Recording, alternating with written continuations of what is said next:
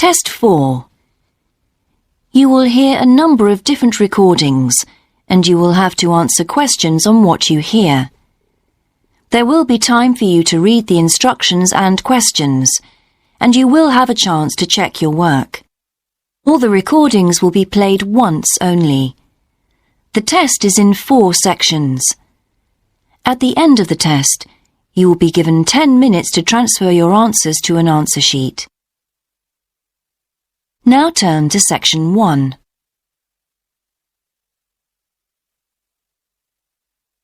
Section 1. You will hear a man telephoning to ask about a job in a hotel. First, you have some time to look at questions 1 to 4.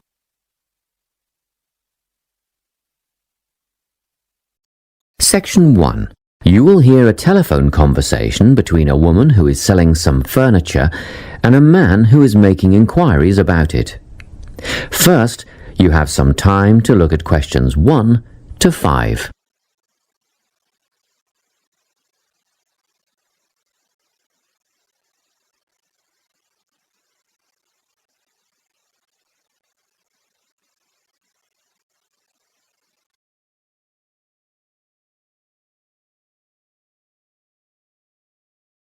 You will see that there is an example that has been done for you.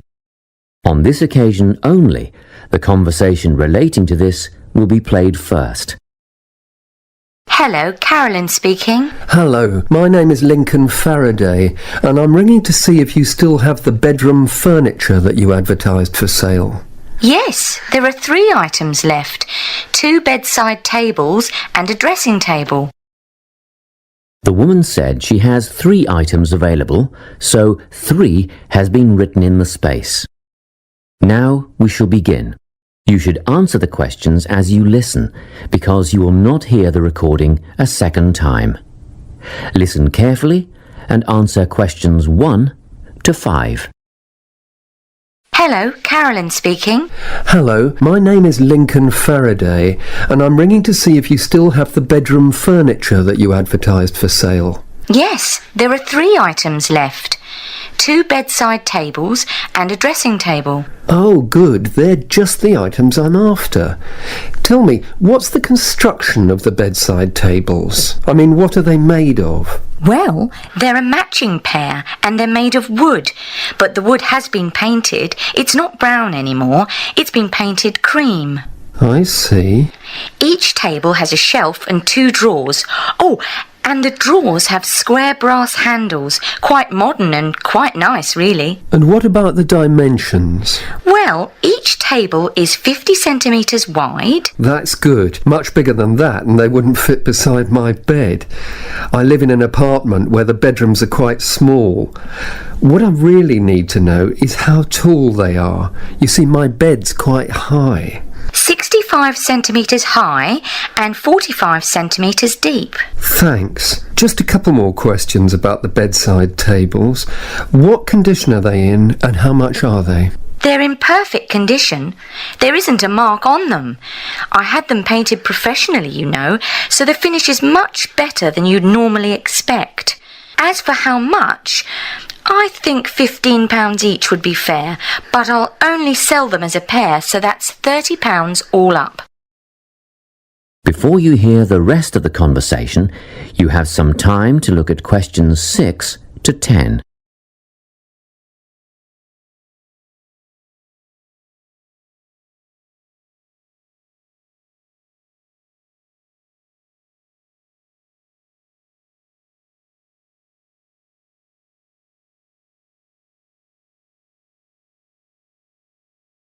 Now listen and answer questions 6 to 10. Now, can you tell me about the dressing table? Yes, it matches the other tables in colour and style. Good. How many drawers does it have? 5 altogether. The bottom 2 drawers hold more as they're deep. And the dimensions? How wide is it? That's all I need to know. It wouldn't be more than 1.5 meters, would it? Well, just under actually. It's 1.25 metres across. Does it have a mirror? 3. Sorry? It has 3 mirrors, you know, a central one and a narrower one on each side. And they're all adjustable. I see. And the overall condition of the dressing table? Well, it has a couple of scratches on the surface, but it's still in good condition, so I'm asking £50. Could I call round and have a look later today? What time were you thinking of? In about half an hour. Oh, yes, that's fine. By the way, my name is Carolyn Klein. It's on the gate at the front of the house. Klein. Is that Kline? That's right. And I live at 19 Domain Road. Did you say the main road? No, Domain. Domain Road. That's just off Ashgrove, isn't it? Yes. See you soon then. Yes, in about 30 minutes. That is the end of section 1. You now have half a minute to check your answers.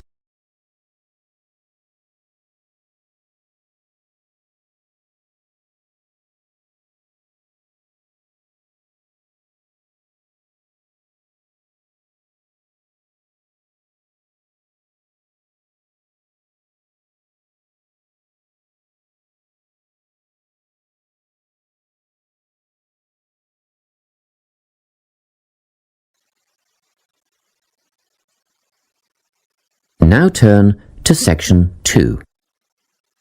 Section 2. You will hear an employee of the Sports Supercentre giving a guided tour of the facilities in the centre. First, you have some time to look at questions 11 to 17.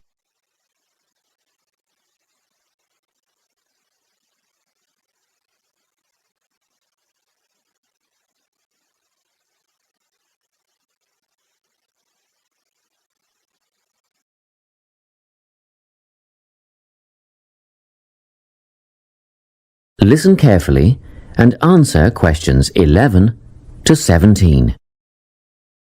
It's so nice to see so many people here on our open day. I hope you'll be impressed by what you see and that you'll all decide to join up. We have tried to cover all aspects of sport and fitness here at the centre. Well, let's start, shall we? As we're standing here at reception looking down the long corridor, you'll notice the car park on your left, where most of you have parked, asks you to reverse into the parking spaces for safety reasons. Also, this morning a couple of keen potential members rode their bikes right in through the door instead of leaving their bikes outside there on your right where the secure bike stands are. You may be wondering why there are so many mothers arriving with little children. As we proceed, you'll see that this first room on your right is a creche, where you can leave your little ones for up to 2 hours and they'll be expertly supervised while you work out. After the creche, on the same side of the corridor, is the male locker room with showers, spa and sauna. Opposite that, on your left, there's a staircase leading to the mezzanine floor. You'll not only get a great view out over the playing fields, but you'll also find a coffee shop and snack bar selling a range of wholesome food and drinks, protein shakes, fruit smoothies, that kind of thing. We won't go up the stairs at this point. I'll give you some time later when you can explore at your leisure. Most of you in the group are women, so next let me point out the women's locker room, which has the same facilities as the men's, you know, things like showers, spa and sauna. It's separated from the men's locker room by an office which the staff mainly use for administrative purposes.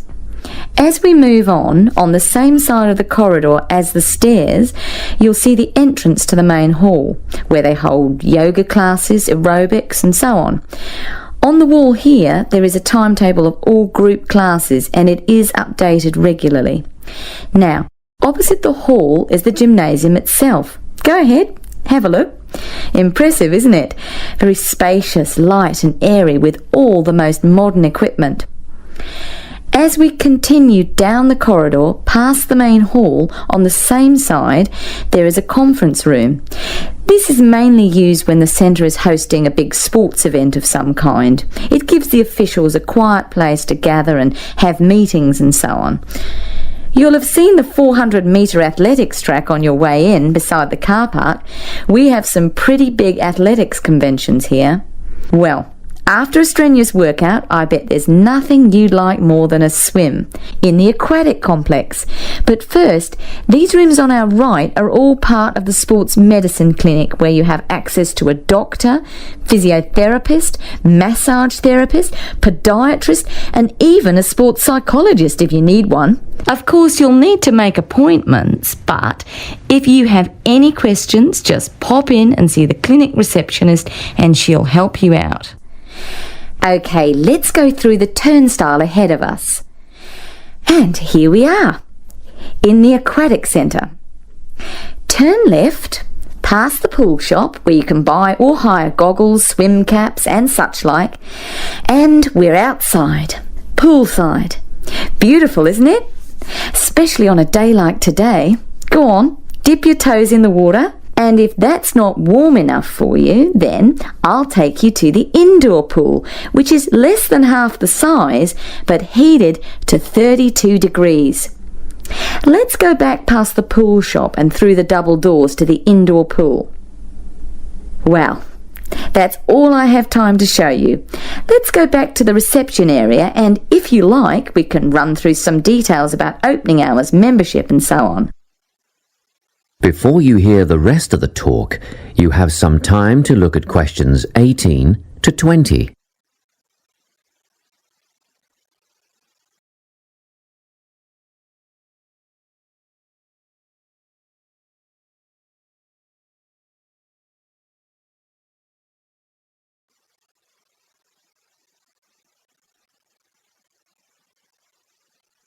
Now listen and answer questions 18 to 20. Now, in this brochure, you'll see the opening hours. The centre is open 7 days from 5 a.m. to 9 p.m. Monday to Friday, except for public holidays, which follows Sunday's timetable. On Saturdays, we open at the same time as weekdays and close a little earlier. So that's 5 a.m. to 7 p.m. on Saturdays, and on Sundays everyone gets a sleep in. You can come in between 7 a.m. and 5 p.m. Membership fees cover access to the gym, group classes and the pool. But if you want to join a swim squad to train with a coach, you should inquire at reception for prices and timetables. In the gym, personal training is available from one of our dedicated team of trainers, and reception will have more information on who is free when and what hourly rates apply. However, there is always a certificated instructor on hand in the gym at all times for advice and help. And once your membership is paid, you are entitled to a free health assessment, and you'll get a program designed to meet your own particular needs. You'll need to book a time for this with the gym instructor. Now, if you're a mum or dad, remember you can leave your children in the creche. They take babies from 6 weeks old. Bookings are essential though, and you'll have to check the website for times and pricing. Members are also entitled to tennis lessons on a Tuesday or Thursday from 9 till 10:30, but bookings are essential, so ring Natalie. Her number is here in the brochure to reserve a place. Well, I think that's it. Any questions? That is the end of section 2. You now have half a minute to check your answers.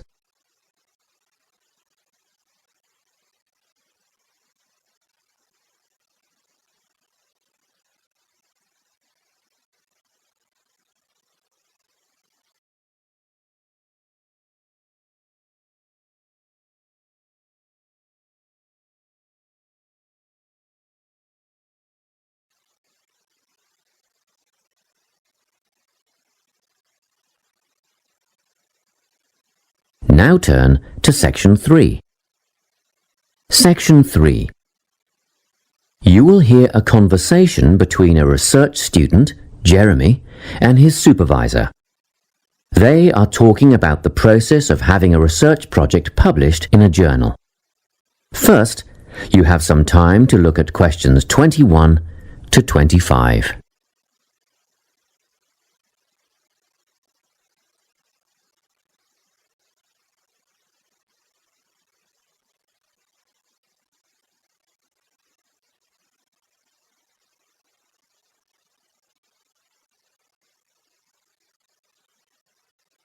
Listen carefully and answer questions 21 to 25.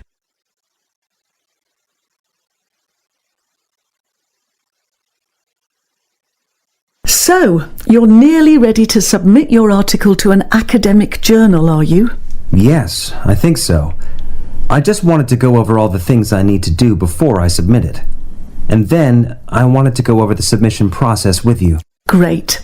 So, firstly, you need to write an abstract. Make sure it's short and concise. Of course, I forgot all about that.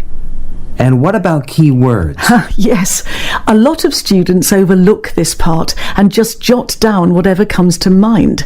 But take some time to make a list of key words that are accurate and relevant. Okay, another thing. Could you have a look at my article before I submit it?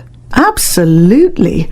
Actually, at least 2 senior staff members should always read through a final draft before submission. Do you mind if I give it to Professor Johnson to have a look at as well? Not at all. I'd be glad to have the feedback. Do you know which journal you want to submit to yet? Not yet. I have a short list of about 3 that I'm interested in. Make that decision soon, because you'll need to adjust your article so that it matches the style guide of the journal you are submitting to. I bet that can take a while. Yes, but after that you are just about ready to submit. One more thing, you'll have to sign the copyright form, just confirming that it's your own work, and then you're good to go. Before you hear the rest of the conversation, you have some time to look at questions 26 to 30.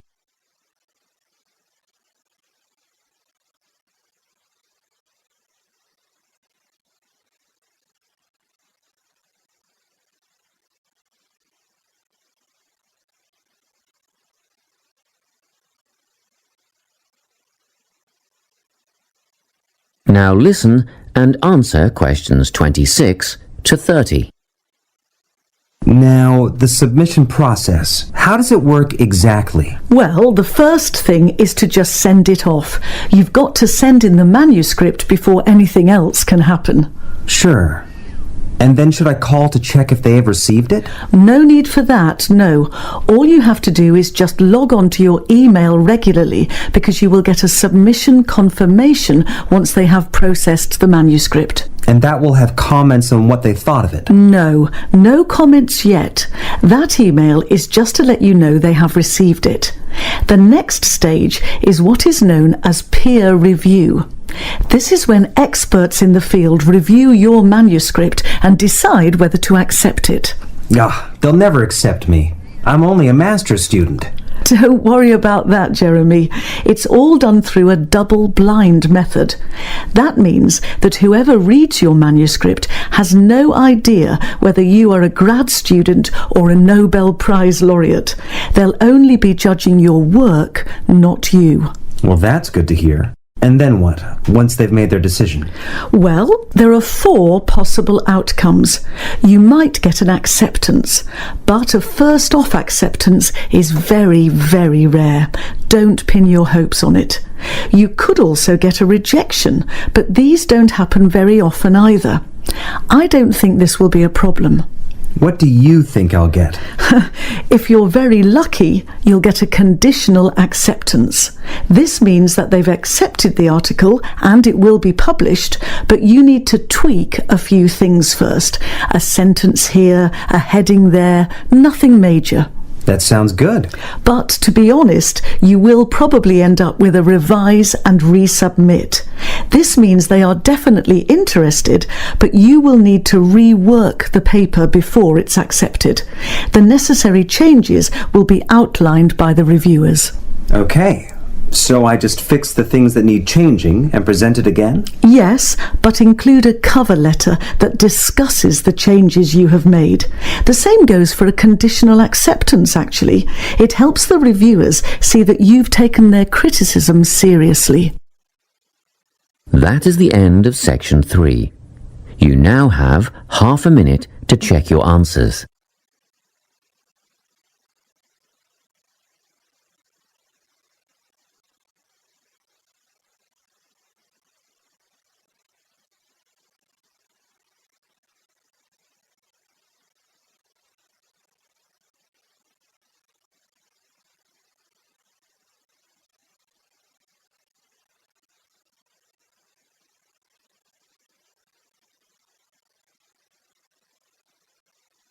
Section 4.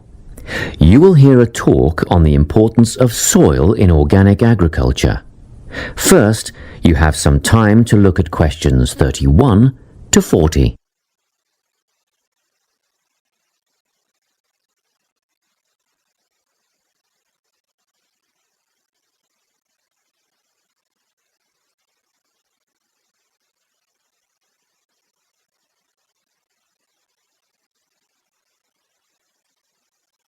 Listen carefully and answer questions 31 to 40. Welcome to this talk on soil science and organic farming. Dirt, soil, earth, loam, mud or dust, it doesn't matter what you call it, is of primary importance in the production of food and other crops. Most people think of it just as a substrate or medium in which plants grow, but it's more than that. It's actually a living entity. Or it should be if it's healthy, and human health is affected by the health of the soil. Healthy, living soil is literally crawling with life. There are the obvious earthworms, which burrow in the soil and help to aerate and improve it, beetles and other hard-backed insects, and various invertebrates like centipedes. Then there are fungi and bacteria, also living forms. Healthy soil needs food, air, and water to help plants grow. And the more nutrients in plants, the more available for humans and livestock. It stands to reason, therefore, that plants grown in poor soil will have few nutrients to pass on to the consumer, whose well-being will be worse off over the long term. So, where do plants get their nourishment?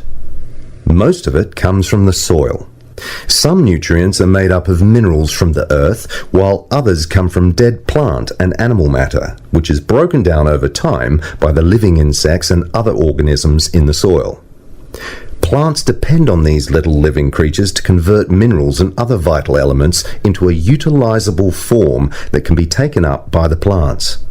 And it's a synergistic relationship. In turn, the plants assist those helpful organisms by releasing sugars and enzymes back into the soil. Before I go any further, let's take a look at the structure of soil. Now, if you look at the diagram, you'll see that soil is made up of many different layers. Let's start at the bottom. This is the bedrock under all the other layers. The layer above that is called regolith. Here, the bedrock is slightly broken up, but plant roots don't penetrate this layer. Moving up the chart to the next layer, we come to the subsoil, which contains clay and mineral deposits. On top of that is the alluviation or leaching layer. This is quite light in colour and is mostly just sand and silt. As we get near the surface, we find the topsoil. You will hear a lot of talk about topsoil amongst farmers and other agriculturalists. It's the most important layer of all because it's where seeds germinate and roots grow. Now, at the top of the chart, you will see a comparatively thin layer. This is organic matter that is still in the process of decomposition. It mostly consists of leaf litter and humus. Just think of the surface of the forest floor. Partly decayed leaves and twigs, that sort of thing. As you can imagine, good soil forms very slowly over time, but it can be lost very rapidly through erosion. And, in addition, soil quality can be affected by pollution due to anything from industrial waste to the artificial fertilizers used by conventional farmers, which have been shown to suppress the diverse life forms in the soil. This is why organic agriculture is the way of the future. Let's take a quick look at the conventional system, which is often based on monoculture, the production of a single large crop. It relies on chemicals for fertilizer and pest control. It is also becoming an increasingly common practice to use genetically engineered seeds.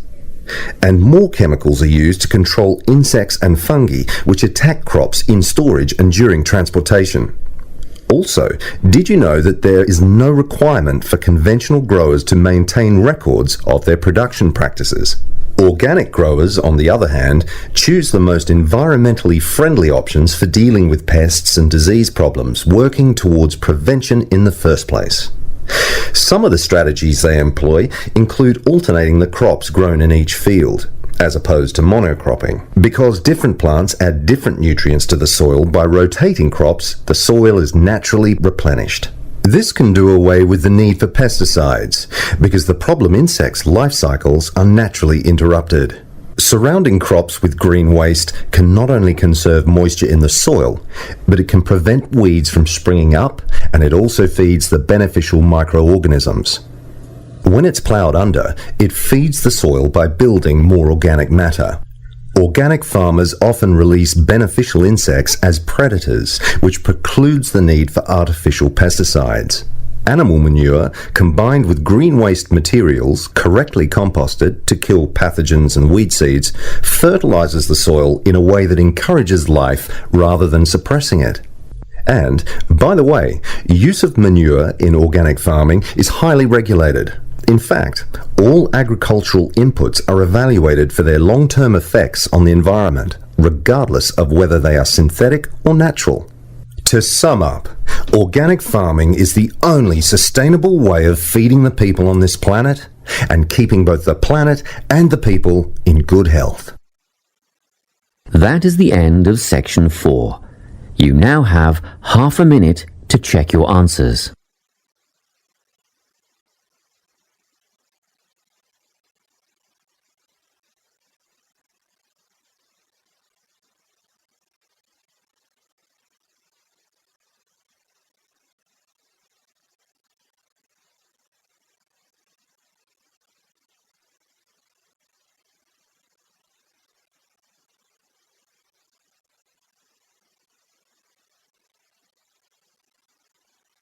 That is the end of the listening test. You now have 10 minutes to transfer your answers to the listening answer sheet.